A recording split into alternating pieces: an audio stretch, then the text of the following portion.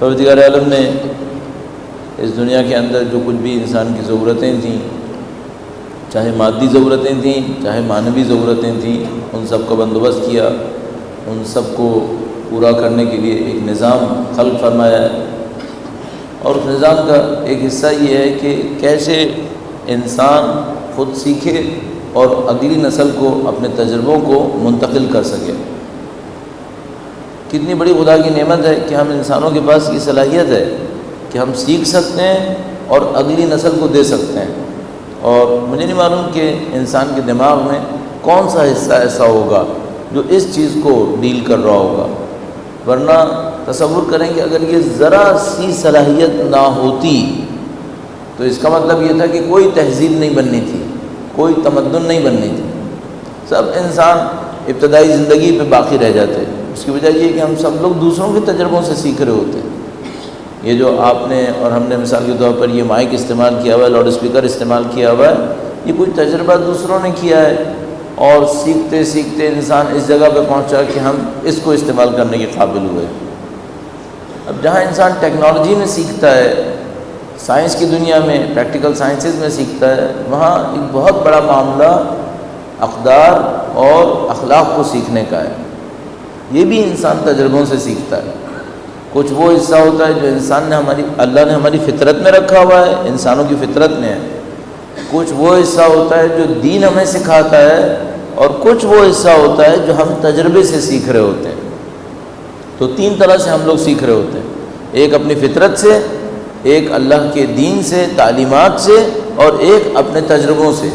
ان سب سے ہم سیکھ رہے ہوتے ہیں۔ اب مشکل ساری یہاں پہ ہوتی ہے کہ مثلا میرے جیسا آدمی اور میری جیسی عمر کے لوگ 40-50 سال زندگی لگاتے ہیں، وہ اپنے تجربوں سے کچھ سیکھتے ہیں، اگر اگلی نسل کو نہ دے سکے تو پھر اس کا مطلب ہے یہ سارا تجربہ ضائع ہو گیا، یہ سب تجربہ ختم ہو گیا۔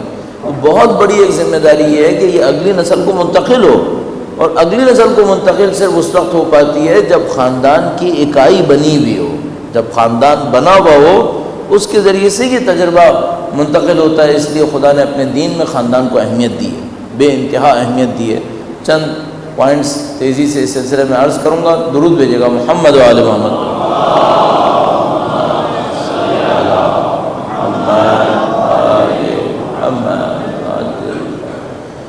آپ بہت زیادہ اس پہ اصرار دیکھیں گے دین مبین کے اندر، مثلا والدین کا احترام۔ اور خدا کے دین میں ظاہر کوئی چیز بغیر حکمت کے نہیں ہو سکتی۔ جب بھی خدا کا دین کوئی کہتا ہے تو اس کے پیچھے حکمت ہوتی ہے، کوئی سبب ہوتا ہے۔ اگر خدا مجھ سے اور آپ سے کہتا ہے کہ بھئی پانی رات کے وقت بیٹھ کے پیو، تو اس میں ہماری کوئی مصلحت ہے، ورنہ وہ نہیں کہتا ہم سے کھڑے ہو کے پیو یا بیٹھ کے پیو، تو ہماری کوئی مصلحت ہے۔ اب خدا نے قرآن کریم کے اندر اپنی بندگی کے بعد کہتا ہے والدین کا احترام کرو، اپنی بندگی کے بعد۔ خدا کی بندگی سے بڑھ کر کچھ ہے ہی نہیں پھر، اور اپنی بندگی کے بعد کہتا ہے والدین کا احترام کرو۔ اب ہم تصور کریں، سمجھ سکتے ہیں کہ اس کام کی اہمیت کتنی ہونی چاہیے۔ جب سوال یہ ہے کہ یہاں پہ یہ اہمیت ہے کیوں والدین کے احترام کو اتنی اہمیت حاصل ہے کہ خدا نے قرآن کریم کے اندر اپنی عبودیت، اپنی بندگی کے بعد اس کو تذکرہ کیا ہے، تو اس کو مختلف طریقوں سے بیان کرتے ہیں۔ کہتے ہیں بھائی اگر کسی انسان کے اندر والدین کا احترام نہیں ہے تو اس کا مطلب یہ ہے کہ یہ خدا کا اچھا بندہ بھی نہیں بنے گا۔ جو اپنے والدین کا احسان نہیں مان رہا، وہ خدا کے احسان کو کہاں قبول کرے گا، وہ خدا کے احسان کا بھی انکار کر دے گا۔ تو ایک طرف سے والدین کی اہمیت اس لیے بتائی جاتی ہے کہ یہ خدا شناسی تک، خدا تک پہنچنے کے لیے ایک سیڑھی کا عمل انجام دے رہی ہوتی ہے۔ اس کو ایک اور طرح سے اس طرح سے لیتے ہیں کہ بھئی یہ جو خدا کا دین ہے، یہ اگر اولاد کو نہیں ملے گا تو وہ برباد ہو چکے ہوں گے جب تک بڑے ہوں گے، اور یہ جو اولاد کو دینے کا عمل ہے یہ کہاں پہ انجام پائے گا؟ یہ والدین کے ذریعے سے انجام پائے گا۔ اس خاطر انہوں نے کہا کہ بھئی والدین کے احترام کی اتنی زیادہ اہمیت ہے کہ بھئی والدین کا احترام ہوگا، خاندان ہوگا، تو وہ انسان کو دین دے سکیں گے، وہ انسان کو اخلاقیات دے سکیں گے، ورنہ یہ گمراہ ہو جائے گا، نعوذ باللہ تعالیٰ اپنی خواہشات کے اندر کہیں سے کہیں پہنچ جائے گا، اور پھر اس کو سکھانے کی بھی کوشش کریں گے تو نہیں سیکھ پائے گا۔ جیسے کہ بدقسمتی سے آج کل بہت سارے معاشروں کے اندر یہی ہو رہا ہے۔ شروع میں انہوں نے مختلف نظریات بنا کر والدین کے کردار کو کم کر دیا، اور والدین کے کردار کو اتنا کم کر دیا کہ بچے آپے سے باہر ہو گئے۔ اب جب بچے سے آپے سے باہر ہو گئے، اس کے بعد اسکول کالجز تک پہنچتے پہنچتے ان کی داستان تقریباً ختم ہو چکی ہوتی ہے، اور پھر وہ جو معاشرے تشکیل پاتے ہیں وہ ہماری اور آپ کی آنکھوں کے سامنے ہیں۔ تو اسلام اس کو قبول نہیں کرتا۔ اسلام چاہتا ہے کہ نہیں، خاندان ہو اور خاندان کی حفاظت کی جائے، اور اس کے مقابلے میں جتنی شیطانی نظام ہوں گے یہ خاندان کو ضرب لگائیں گے اور خاندان کی وحدت کو، اکائی کو ختم کرنے کی کوشش کریں گے۔ لیکن اب سوال یہاں پر یہ ہے کہ بھئی چلو فرض کر لیتے ہیں خاندان ہے، دین اسلام کی تعلیمات کے مطابق والدین ہیں، خاندان ہے، تربیت کا عمل کیسے ہوگا؟ کتنے ہی خاندان ایسے ہیں جہاں پہ تربیت نہیں ہو رہی ہے۔ اس کا مطلب ہے صرف خاندان ہونا کافی نہیں ہے۔ یہ بالکل ایسے ہی ہے جیسے میں نے کل پرسوں عرض کیا کہ بھئی ایک گھر کے اندر خوف بیٹھا ہوا ہے، جو بھی طاقتور ہے، زیادہ تر مرد ہے، اس نے اپنا خوف بٹھایا ہوا ہے اور اس خوف کے ذریعے سے خاندان چل رہا ہے، لیکن اس میں پروڈکٹیوٹی نہیں ہے، اس کے اندر تربیت نہیں ہے۔ تو ہم نے کہا تربیت ایک علیحدہ مرحلہ ہے، اس کے لیے آپ کو علیحدہ سے سوچنا پڑے گا۔ تو صرف یہ کہ آپ نے خاندان بنا لیا، مثلا شادی ہو گئی، بچے ہو گئے، خاندان ہو گیا، یہ کافی نہیں ہے۔ اس کے لیے کچھ اور عناصر بھی سوچنے پڑیں گے تاکہ صحیح تربیت ہو سکے اور بچے صحیح راستے کے اوپر چل سکیں۔ بس اس میں ایک جملے کا اور اضافہ کروں، ایک پوائنٹ کا، وہ یہ کہ اگر آپ کو سوسائٹی ایسی نظر آ رہی ہے نا جس کے اندر آپ کہہ رہے ہیں خرابی ہے، مثلا میں اگر پوچھوں کہ بھائی کراچی کی سوسائٹی سے آپ راضی ہیں، اس میں سب صحیح ہے، تو ظاہر ہے کہ کوئی بھی نہیں کہے گا کہ صحیح ہے، اس میں خرابیاں ہیں۔ تو میں کہوں گا ان خرابیوں کو ڈھونڈتے وقت سب سے پہلے جا کر خاندان کو پکڑیے گا کہ یہ خاندان کے اسٹرکچر میں کیا خرابی آ گئی ہے جس کی وجہ سے سوسائٹی میں یہ خرابی ہے، اس کو کسی طریقے سے ہمیں صحیح کرنا پڑے گا۔ اب وہاں پہ کیا صحیح کرنا ہوگا، کل پرسوں اس کے اوپر عرض کیا ہے، بالکل مختصر اس کی طرف اشارہ کرتے ہوئے آج کی گفتگو کی طرف جاتے ہیں۔ درود بھیجے گا محمد و آل محمد پر۔ صلی اللہ محمد کل اور پرسوں اس بات کے اوپر اشارہ ہوا تھا کہ بھئی یہ جو خاندان بنا ہوا ہے، اس خاندان کے اندر جو تعلقات ہیں اس کی بنیاد کیا ہے؟ آیا جبر ہے، خوف ہے، یا دوستی اور محبت ہے؟ اگر خاندان کی اساس جبر کے اوپر ہو کہ ایک کوئی طاقتور پارٹی ہے اور اس نے جبر کر کے اس خاندان کو بنایا ہوا ہے اور ساتھ لے کے چل رہا ہے، ہم نے کہا اس کے اندر کوئی پروڈکٹیوٹی نہیں آئے گی، اس کے اندر بچے نہیں سیکھ پائیں گے، اس کے اندر بچے اصل میں نفسیاتی مریض بنیں گے اور وہ خاندان معاشرے کے لیے مفید خاندان نہیں بنے گا۔ اسی طریقے سے جبر اور خوف کے اوپر مبنی یہ کام نہیں ہو سکے گا۔ تو ہم نے اسی موقع پر یہ جملہ عرض کیا تھا کہ جو مثلا مائیں غلام ذہنیت کے ساتھ رکھی جائیں گی وہ آزاد بچے پیدا نہیں کر سکیں گی، وہ مائیں آزاد بچے پیدا نہیں کر سکیں گی۔ تو ان ماؤں کو یہ آزادی دینی پڑے گی جتنی اسلام ڈیمانڈ کر رہا ہے تاکہ وہ آزاد بچے بنا سکیں، ورنہ غلامانہ ذہنیت غلامانہ بچے بنائے گی اور وہ بچے پھر بغاوت کی طرف بھی جائیں گے، جس کی طرف کل اشارہ ہوا کہ جب بچہ اس ایج میں داخل ہوتا ہے تو اس کے اندر تجسس ہوتا ہے اور اس کے اندر اپنے آپ کو ثابت کرنے کی کوشش ہوتی ہے۔ تو جیسے ہی وہ دیکھتا ہے کہ بھائی یہ جو ہے وہ مجھے ثابت کرنے کا موقع نہیں دیا جا رہا ہے، مجھے مسلسل دبانے کی کوشش کی جا رہی ہے، پھر وہ بغاوت کرتا ہے۔ اور میں نے عرض کیا کہ بغاوت کا جو انداز ہوتا ہے وہ ڈائریکٹ نہیں ہوتا، بچہ باپ سے بغاوت نہیں کرے گا چونکہ اس کا بہت سخت نقصان ہونے والا ہے، تو وہ باپ کی پسندیدہ چیزوں سے بغاوت کرے گا۔ تو عین ممکن ہے، مثلا میں نے اپنے اوپر رکھ کے مثال دی تھی کہ اگر میں نے اپنے بچوں کے ساتھ صحیح ٹریٹ نہیں کیا تو ممکن ہے کہ وہ یہ دیکھیں کہ بھائی اس کی زندگی میں سب سے امپورٹنٹ دین ہے، تو میرے دین سے بغاوت کریں گے، مجھ سے بغاوت شاید نہ کریں، اور میں اس بغاوت کا ذمہ دار ہوں گا اگر خدا نہ کرے نعوذ باللہ تعالیٰ میں نے اس عمل کو انجام دینے میں کوتاہی کی ہے۔ تو یہ ساری باتیں ہوئی تھیں، اور آج جو بات ہونی تھی وہ اس پہ ہونی تھی کہ بھئی یہ جو عمل ہے تربیت کا عمل، اس کے اندر بنیاد کیا ہے۔ کل آخر اس کے اوپر کیا تھا کہ ہمیں اور آپ کو بچوں کے ساتھ گفتگو میں جانا پڑے گا۔ اگر گفتگو میں جا سکتے ہیں تو ہم سمجھنے کے قابل ہوتے ہیں، اور یہ بتایا گیا تھا کہ بچوں کو سمجھنے کی کوشش کریں، اس کے دماغ کو اسٹڈی کرنے کی کوشش کریں، اس کو پڑھ لیں۔ اگر آپ اس کو پڑھ سکے تو آپ کا معاملہ آسان ہے۔ اب میں چونکہ ہمارا تعلیم کا تھوڑا سابقہ رہا ہے ٹیچنگ کا، تو اس سے ایک مثال آپ کی خدمت میں عرض کروں گا۔ درود بھیجے گا محمد و آل محمد پر۔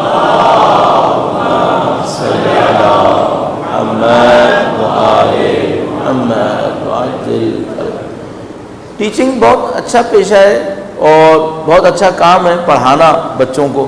اب اس میں کیا ہوتا تھا کہ کچھ ٹیچر ایسے ہوتے تھے جو اپنے سائنسز کے ماہر ہوتے تھے. مثلا فرض کریں اس نے میتھمیٹکس پڑھانا ہے تو بہت زبردست اس کو میتھمیٹکس آتا تھا, فزکس پڑھانا ہے فزکس بہت اچھا آتا تھا, انگلش پڑھانا ہے انگلش بہت اچھی آتی تھی, لیکن کامیاب ٹیچر نہیں ہوتا تھا.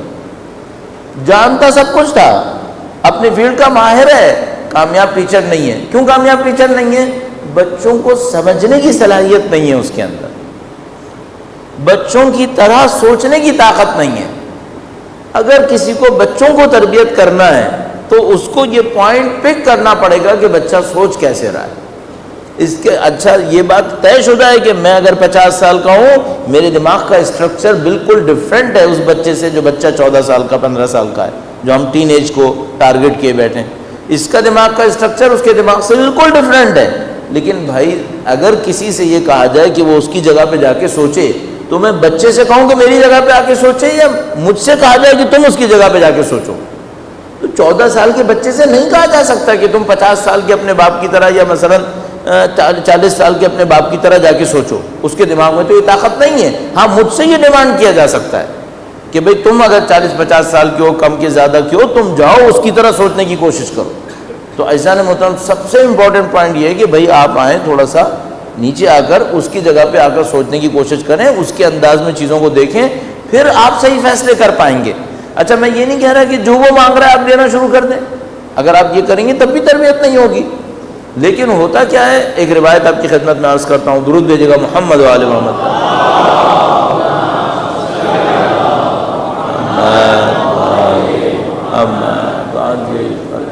فرمائیں کہ جو بچے کا ذہن ہوتا ہے وہ ایسی گیلی مٹی کی طرح ہوتا ہے جس کے اوپر جو کچھ لکھ دے وہ خشک ہو کے سخت ہو جائے گا.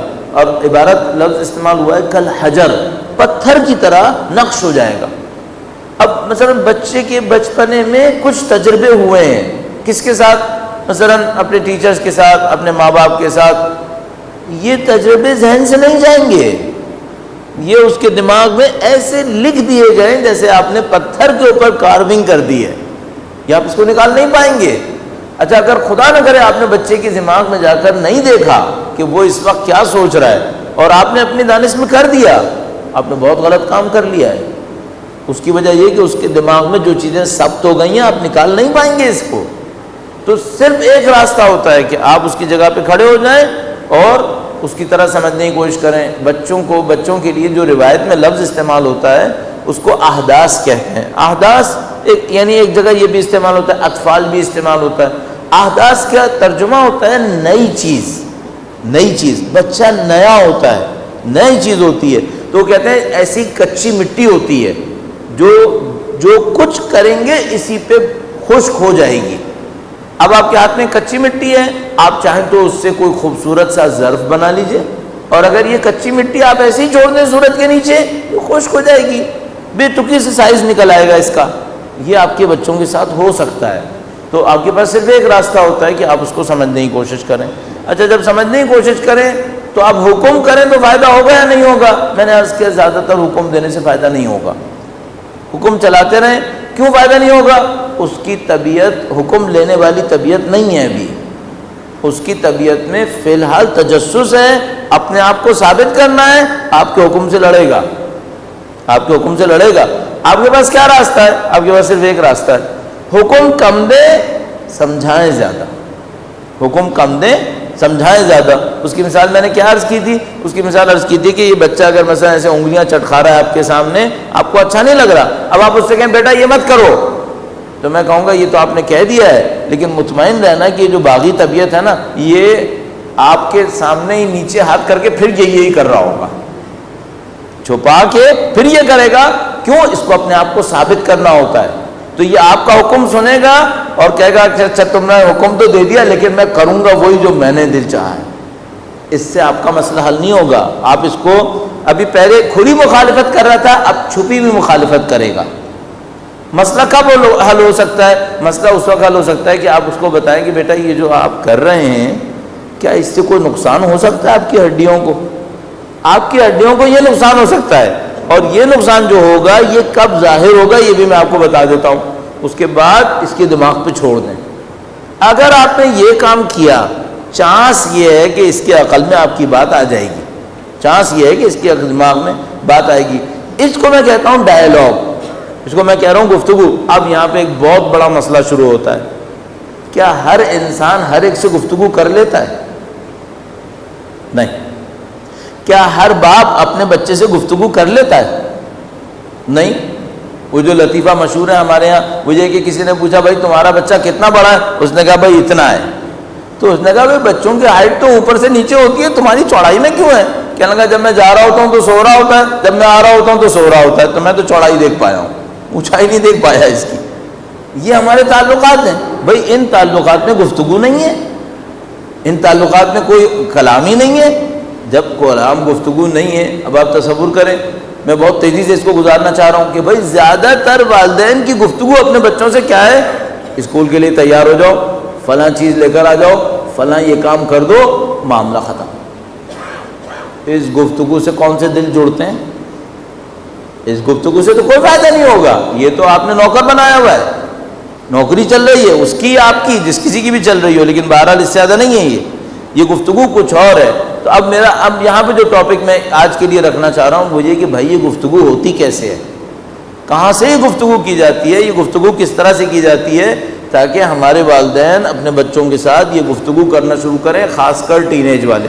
اچھا, اس میں میں نے کل یہ بھی عرض کیا تھا کہ ممکن ہے کوئی مجھ سے کہے کہ بھائی میرا بچہ کوئی ٹین ایج میں نہیں ہے, آپ کیوں اس مجلس میں میرا وقت برباد کر رہے ہیں؟ صحیح ہے, آپ کا بچہ ٹین ایج میں نہیں ہوگا, یہ کہ محلے میں اتنے سارے بچے ٹین ایج کے اندر ہیں, ان کا کیا ہوگا؟ پھر ممکن ہے آپ کو اپنے معاشرے کے اندر چلتے چلتے ایسے بچے ملتے رہیں گے. آپ ممکن کسی انسٹیٹیوٹ کو چلائیں گے, کوئی ادارہ آپ کے پاس ہوگا, کوئی رشتہ دار ہوں گے آپ کے, تو یہ بھائی یہ دنیا انہی بچوں سے ہے, اور یہی بچے بعد میں سب کچھ ہونے والے ہیں. تو آپ ان سے فرار نہیں کر سکیں گے, آپ کو ان کو ڈیل کرنا ہوگا, چاہے آپ کا بچہ ہو یا نہ ہو فی الحال, تو آپ کو اس کے ساتھ چلنا ہوتا ہے. اب میری گفتگو اس بات میں ہوگی کہ بھائی یہ برج بنتا کیسے ہے, یہ گفتگو ہوتی کیسے ہے. درود بھیجیے گا محمد و آل محمد پر.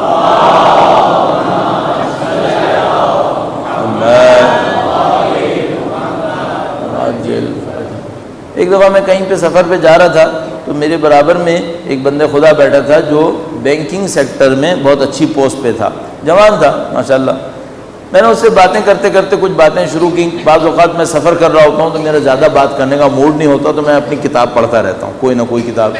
بعض اوقات میرا دل چاہتا ہے کہ نہیں دو چار باتیں بھی کر لوں, تو کبھی کبھی چھیڑ دیتا ہوں برابر والے کو. تو وہ بندے خدا کو دیکھ کر میرا دل چاہا کہ اس کو میں تھوڑا سا چھیڑوں, تو میں نے اس کو ایسے ہی بات کرنا شروع کی. تو اس سے بات کی, تو باتوں میں بہرحال یہ بات نکل آئی. اس نے بہت اچھی بات بتائی, کہنے کا دیکھو ہمارے پاس ہم جو جاب کر رہے ہوتے ہیں نا, ہمیں جاب پہ رہتے ہوئے 3 کردار کرنے ہوتے ہیں. ایک اپنے اوپر والے کے لیے, ایک اپنے برابر والے کے لیے, اور ایک اپنے نیچے والے کے لیے. اوپر والے کے لیے خوش اخلاق بننا ہوتا ہے, برابر والے کے لیے ساتھی بننا ہوتا ہے, نیچے والے کے لیے ہٹلر بننا ہوتا ہے.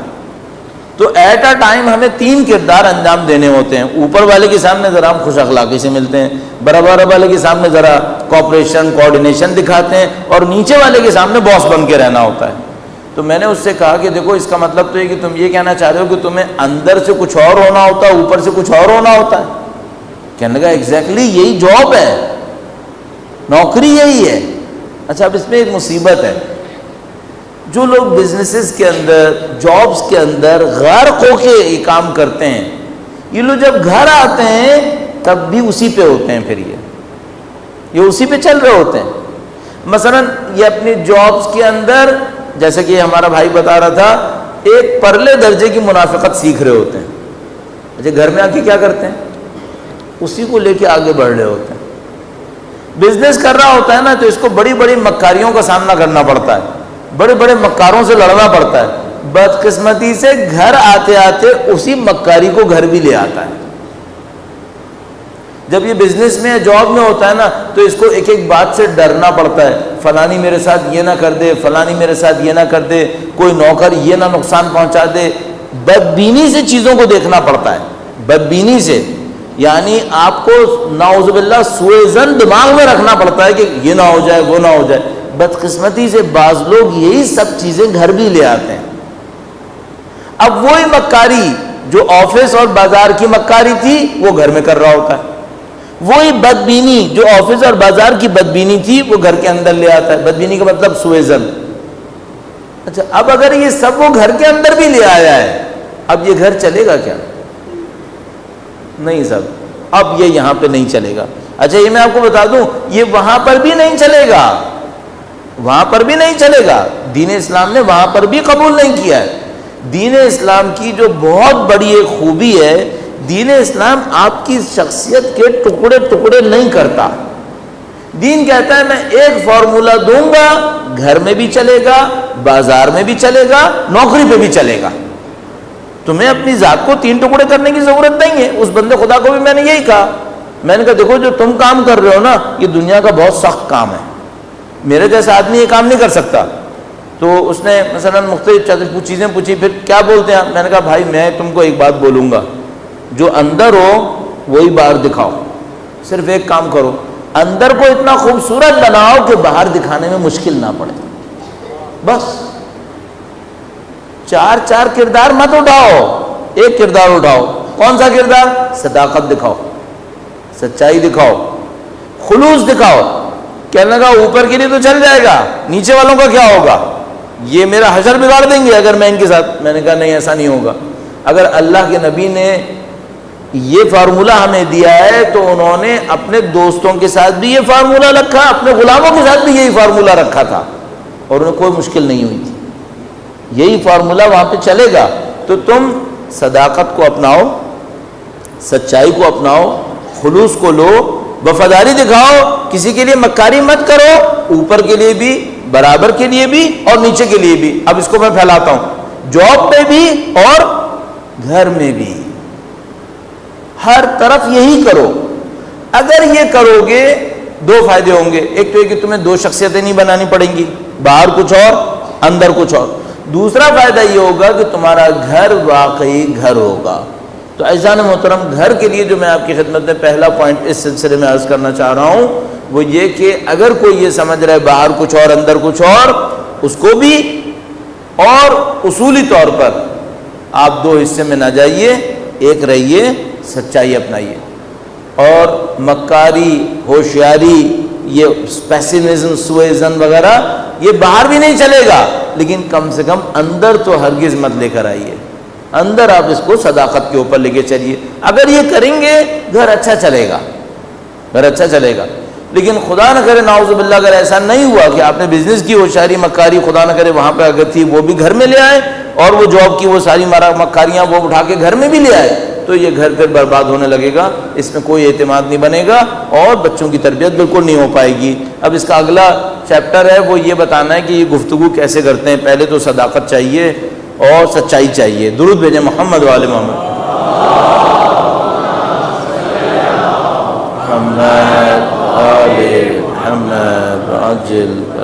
صاحب مسئلہ میں آپ کے سامنے رکھتا ہوں اپنے اوپر رکھ کے، تاکہ آپ کو برا نہ لگے۔ بھائی فرض کریں میری عمر 50 سال کے قریب ہے، میرا بچہ فرض کر لیتے ہیں ہماری مثال میں 14 سال 15 سال ٹین ایج کا ہے، 14-15 سال کا بچہ ہے، میری اور اس کی عمر میں 35 سال کا فرق آ گیا۔ فرض کر لیتے ہیں 35 سال کا فرق آ گیا۔ اچھا اب میرا ایک کام ہے، فرض کرنے میں کوئی بزنس کر رہا ہوں، میں مجلس پڑھ رہا ہوں یا باتیں کر رہا ہوں آپ کے سامنے یہ ساری چیزیں۔ اچھا میرا بچہ کیا کر رہا ہے؟ میرا بچہ ایک اسکول میں جاتا ہے، کلاس 7 میں ہے، فرض کر لیتے ہیں 8 میں ہے، ایسا کہیں ہوگا 14-15 سال کا بچہ۔ اچھا اب وہ جن چیزوں پہ بات کرتا ہے میں ان چیزوں پہ بات کرتا ہوں کیا؟ اچھا میں جن چیزوں پہ بات کرتا ہوں اس پہ وہ بات کرتا ہے کیا؟ نہیں۔ تو بات کیسے ہوگی پھر؟ کیسے بات ہوگی؟ مثلا میں اپنے بچے کو بٹھاؤں ڈائننگ ٹیبل پر کھانا کھاتے ہوئے اور اس کو یہ بتاؤں کہ بیٹا مجلس کیسے تیار ہوتی ہے، سنے گا وہ میری؟ نہیں۔ اچھا میں اس کو یہ بتاؤں کہ بھائی شیعہ قوم کے اندر ایک الیکشن ہونے والے ہیں، اس الیکشن کے اندر اسٹریٹجی کیا ہونی چاہیے، اس کو کیا؟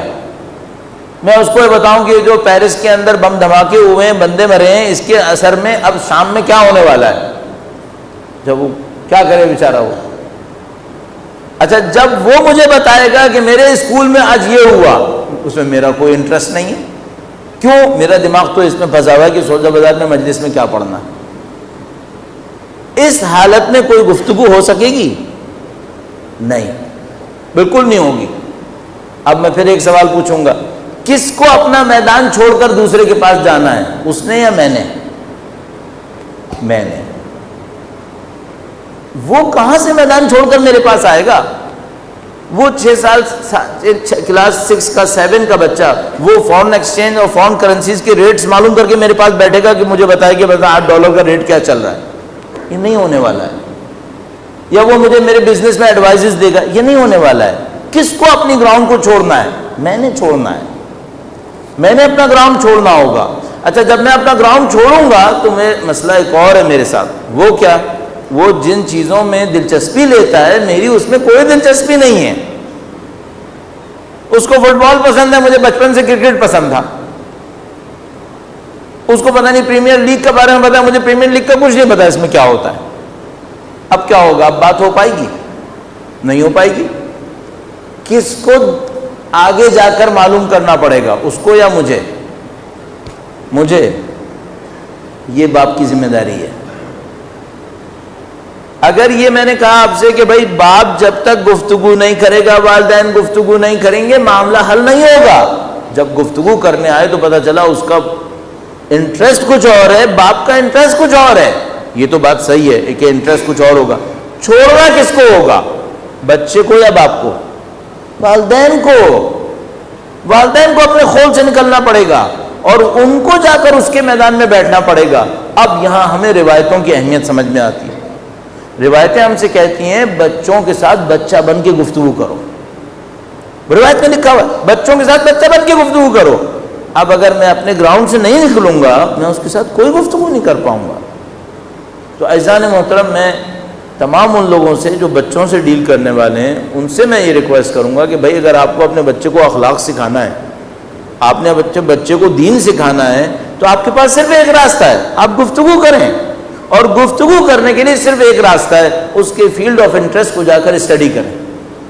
وہ کس چیز میں دلچسپی لے رہا ہے, اس دلچسپی کے بارے میں معلومات حاصل کریں. اور اگر آپ کے پاس معلومات نہیں ہے, آپ فارغ ہو گئے, آپ کے ساتھ وہ کوئی گفتگو نہیں کر پائے گا. اب یہاں پہ بہت بڑا ایک مسئلہ آتا ہے کہ اگر گیپ بہت زیادہ ہوا, اور خاص کر جو آج کل ایک اور گیپ ہے جس نے مار دیا ہے, وہ ٹیکنالوجی کا گیپ ہے. بچے کی ٹیکنالوجی کہیں ہے اور والدین کی ٹیکنالوجی کہیں اور. اس کے ہوتے ہوئے کیا ہوگا؟ اب دیکھیں نا, ہمیشہ تو یہ نہیں ہو سکتا کہ ماں باپ جو ہے وہ ٹیکنالوجی میں اتنے زیادہ ہیں کہ وہ بچے کی طرح گفتگو کر رہے ہیں, یہ تو نہیں ہوگا. اگر یہ نہیں ہے اب کیا ہوگا؟ اس کے لیے بھی میں ایک حل عرض کرتا ہوں. درود بھیجے گا محمد و آل محمد.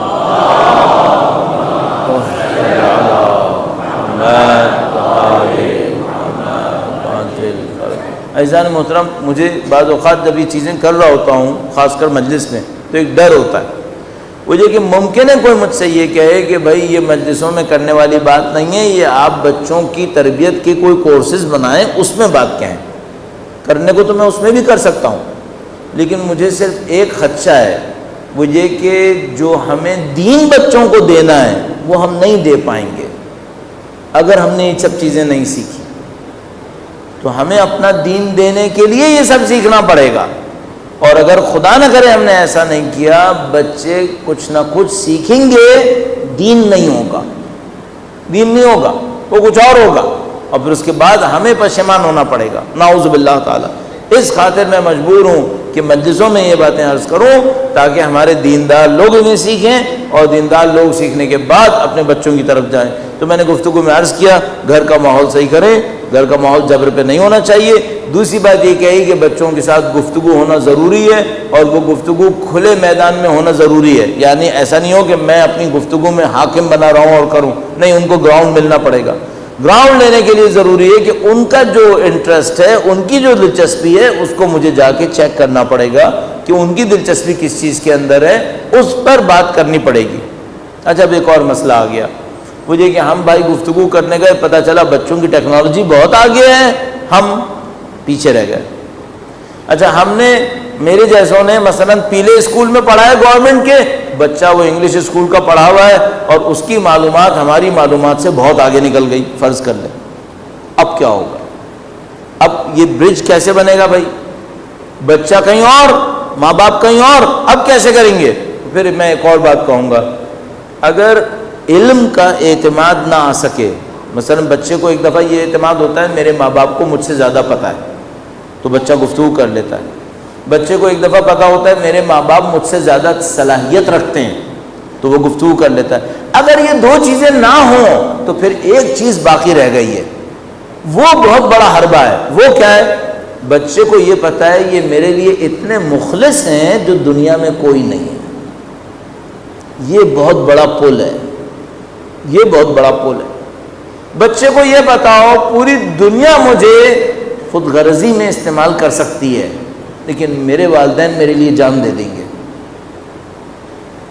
خلوص کا اعتماد، محبت کا اعتماد، یہ اعتماد بہت ضروری ہے. اب میں آپ کے سامنے صرف ایک بات اور عرض کروں گا اس سلسلے میں، ایک نقطہ. وہ کیا؟ یہ اعتماد بھی ٹوٹ سکتا ہے. کب؟ جب ماں باپ طنز کر رہے ہوں، پھر یہ اعتماد ٹوٹ جاتا ہے.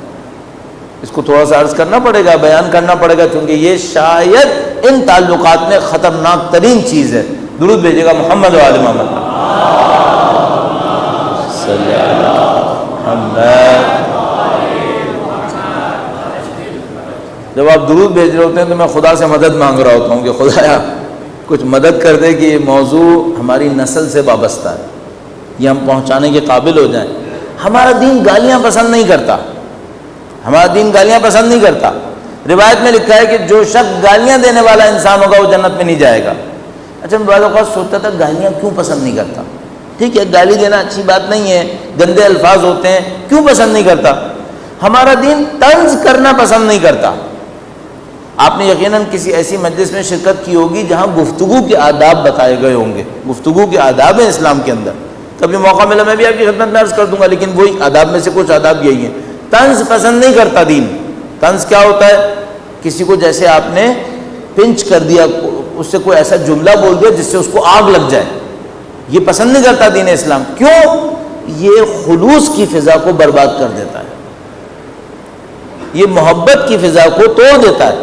دیکھو دوستیاں پھر ہو جاتی ہیں لیکن جو اس نے طنز میں جملہ بولا ہوتا ہے نا وہ ختم نہیں ہوتا، وہ دل میں کھپا رہ جاتا ہے. اس نے ایک دفعہ مجھے یہ بات کہی تھی، اس میں ایک لطیفہ تو نہیں، اس نصیحت آموز واقعہ سا بیان کرتے ہیں. کہتے ہیں بھائی کوئی آدمی تھا وہ دوسروں کو بہت طنز کیا کرتا تھا. اس میں مختلف طریقوں سے بیان کرتے ہیں اس کو. تو اس نے وہ بہت طنز کیا کرتا تھا اور طنز جب کرتا تھا تو لوگ اس کے دشمن ہو جایا کرتے تھے. تو اس کے باپ نے دیکھا کہ یہ دشمن بنائے چلے جا رہا ہے. تو اس نے اس کو سمجھانے کی کوشش کی کہ دیکھو بیٹا اتنے دشمن مت بناؤ، تم نے اتنے ڈھیر سارے دشمن بنا لیے، اتنے لوگوں کو تم نے طنز کیا. تو اس نے کہا کہ میں کیا کروں؟ تو باپ نے کہا کہ دیکھو یہ سامنے دیوار ہے نا، تم نے جتنے لوگوں کو طنز کر کے دشمن بنایا ہے سب کے نام پہ ایک ایک کیل ٹھونک دو یہاں پہ. اب اس نے ایک کیل ٹھونکی کہ میں نے ایک آدمی کو دشمن بنایا. باپ نے کہا یاد ہے وہ بھی تمہارا دشمن بنا ہوا ہے کیونکہ تم نے ایک دفعہ اس کو یہ کہا تھا. اس نے کہا چلو دوسری کیل ٹھونک دیتے ہیں. دیکھا بھائی پوری دیوار کیلوں سے بھر گئی ہے. باپ نے کہا دیکھو بیٹا یہ وہ سارے لوگ ہیں جن کو تم ناراض کر چکے ہو اپنی چک چک بگ بگ سے. اب ایک کام کرو، کل سے ایک ایک آدمی کو خوش کرو اور کیل باہر نکال دو. اس نے کہا ٹھیک ہے. وہ کل سے اس بات پہ لگ گیا، سب کو خوش کرتا تھا، ایک کو خوش کیا کیل باہر نکال دی، پھر خوش کیا. کافی وقت کے بعد اس نے باپ سے کہا کہ بابا اب جو ہے وہ دیوار خالی ہو گئی ہے، اب کوئی کیل نہیں ہے. اس نے کہا جا کے دیوار کو دیکھو، ساری دیوار کا حشر بگاڑ دیا تم نے کیلوں سے. کہنے کا بیٹا وہ خوش تو ہو گئے لیکن جو تم نے ان کے دلوں میں کیل ڈھونکی ہے نا وہ ابھی ٹھکی بھی ہے، سوراخ باقی ہیں. جب ماں باپ غصے میں ہوتے ہیں تو اپنے بچوں پہ بعض اوقات طنز کرتے ہیں. اب میں وہ طنز آمیز جملات بولنا نہیں چاہ رہا ہوں، صحیح. یہ جو طنز کرتے ہیں نا یہ کیل کی طرح جا کر بچے کے دل میں ٹھوک جاتا ہے. اب بعد میں معاملہ ختم ہو جاتا ہے، بعد میں خوش ہو جاتے ہیں، بچے کے سر پہ ہاتھ پھیر لیا، پیار کر لیا، محبت کر لی. بعض اوقات وہ جملے اس کے دل کے اندر رہ جاتے ہیں، محبت کی فضا ٹوٹنے لگتی ہے. اگر یہ بات زیادہ ہو محبت کی فضا ٹوٹ جاتی ہے، اعتماد باقی نہیں رہتا. تو اس خاطر دین اسلام قبول نہیں کرتا کہ کوئی کسی پہ طنز کرے، نعوذ باللہ تعالیٰ گالی دے، نعوذ باللہ تعالیٰ بد دعا کرے. دین اسلام پسند نہیں کرتا اس کو. عزیزان محترم یہ وہ چیلنج ہے جس سے ہم لوگ گزرنا ہے. ہمارے بچے اس مصیبت سے گزر رہے ہیں۔ اچھا، اب ہمیں اس بات کا اندازہ ہے کہ بھئی جو ماں باپ زندگی میں ہوتے ہیں ان کو کن کن مشکلات کا سامنا کرنا پڑتا ہے، ان کے بھی کنٹرول ہاتھ سے نکل جاتے ہیں، وہ بھی بعض اوقات چلاتے ہیں، وہ بھی بعض اوقات کچھ نہ کچھ کہہ دیتے ہیں، لیکن یہ معاملہ بہت خطرناک ہے، یہ معاملہ بہت خطرناک ہے۔ تو پورے سسٹم کو جمع کر لیجئے، پورا سسٹم یہ کہہ رہا ہے ماحول صحیح کرو گھر کا، بچوں کو سمجھنے کی کوشش کرو، ان کی دلچسپی کے امور پر گفتگو کرنا تمہیں آتا ہو، اور تیسری بات یہ کہ ان کے دلوں کو سوراخ مت کرو۔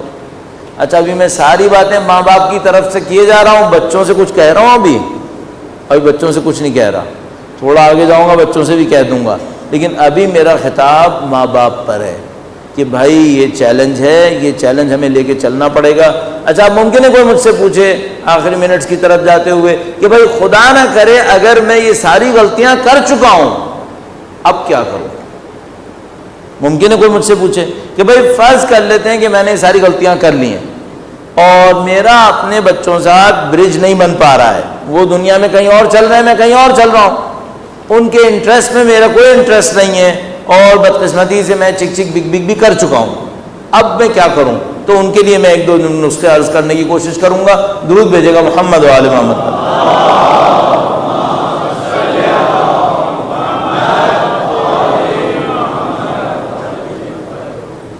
اللہ نے ہم انسانوں کو محبت کے اوپر خلق کیا ہے۔ ہم انسان ایسے ہیں، جانور بھی ایسے ہی ہیں، انسان بھی ایسے ہیں، جانور بھی ایسے ہیں، یہ محبت پہ خلق ہوئے ہیں۔ محبت پہ خلق ہوئے ہیں کیا مطلب؟ میں چھوٹا سا ایک تجربہ عرض کر دوں۔ ہمارے گھروں میں کبھی کبھی کچھ جانور پلتے ہیں، بچے لے آتے ہیں، جانور اٹھا کے پال لیتے ہیں، کبھی کوئی پرندہ پالنے لگتے ہیں، کبھی کوئی اور چھوٹا موٹا جانور پالنے لگتے ہیں۔ اچھا، میں سفر بہت زیادہ کرتا ہوں اپنے گھر میں محرم اور سفر میں تو بہت ہی کم رہتا ہوں، زیادہ تر باہر رہتا ہوں، کبھی 10 دن کے لیے آگے، جیسے ابھی یہ عشرہ مجالس کے لیے 10 دن کے لیے رک گیا، پھر بعد میں چلا جاؤں گا۔ میں نے ایک بات دیکھی کہ میں مہینے بھر بعد بھی گھر واپس آؤں، ایک دو دفعہ جانوروں کو کھانا ڈالوں، یہ مجھ سے توقع کرنے لگتے ہیں، یہ مجھ سے توقع کرتے ہیں۔ مثلا میں صبح کو اٹھتا ہوں، صبح کو اٹھ کے دروازہ کھولتا ہوں تو وہ جانور مثلا وہاں پہ ہوتے ہیں، بلی ہوگی، کوئی بھی ہوگا جو وہ پال کے بیٹھ جاتے ہیں، تو اب میں صبح کو جب اٹھتا ہوں تو میں ان کو کھانا ڈال دیتا ہوں۔ پہلے دن تو وہ سوچتے ہیں اجنبی پتہ نہیں کہاں سے آ گیا، اس نے کھانا ڈال دیا۔ دوسرے دن سے تیسرے دن سے انہیں میری عادت ہونے لگتی ہے، اب اگر میں جاؤں گا تو وہ میرے آگے پیچھے گھومنا شروع کر دیں گے۔ تو میں سوچتا ہوں کہ خدا نے جانور کو بھی اس بات پر خلق کیا ہے کہ وہ اپنے سے احسان کرنے والے سے مانوس ہو جاتے ہیں۔ انسان ایسا نہیں ہوگا کیا؟ ہمارے بچے ایسے نہیں ہوں گے کیا؟ چلو ٹھیک ہے، میں نے غلطیاں کی ہیں، میں نے ڈرامے کر لیے ہیں، ٹھیک ٹھاک سب کو ناراض کر لیا ہے، لیکن اگر میں واپس وہی بن جاؤں جو مجھے بننا چاہیے، کتنے دن میں معاملہ صحیح ہو جائے گا؟ بھئی جانور میں تو 3 دن میں صحیح ہو جا رہا ہے، انسان میں تھوڑا ٹائم لگ جائے گا۔ میں نے 10 سال معاملہ خراب کیا ہے، اگر 1 آدھ مہینے لگ جائے تو برا ہے کیا؟ کوئی برائی نہیں ہے، 1 آدھ مہینے لگاؤ، اس کو صحیح کر لو۔ بھئی جب 10 سال خراب کیا ہے تو 1 مہینہ صحیح کرنے پہ بھی لگاؤ۔ اور میں یقین سے کہہ رہا ہوں کہ ہم انسان جانوروں سے بہت برے نہیں ہیں اس معاملے کے اندر، انسان بھی مان جائے گا، انسان کا دل بھی ٹھنڈا ہو جائے گا، وہ بھی ہمارے سے صحیح ہو جائیں گے اگر ہم لوگ اپنے کام کو صحیح طریقے سے انجام دیں۔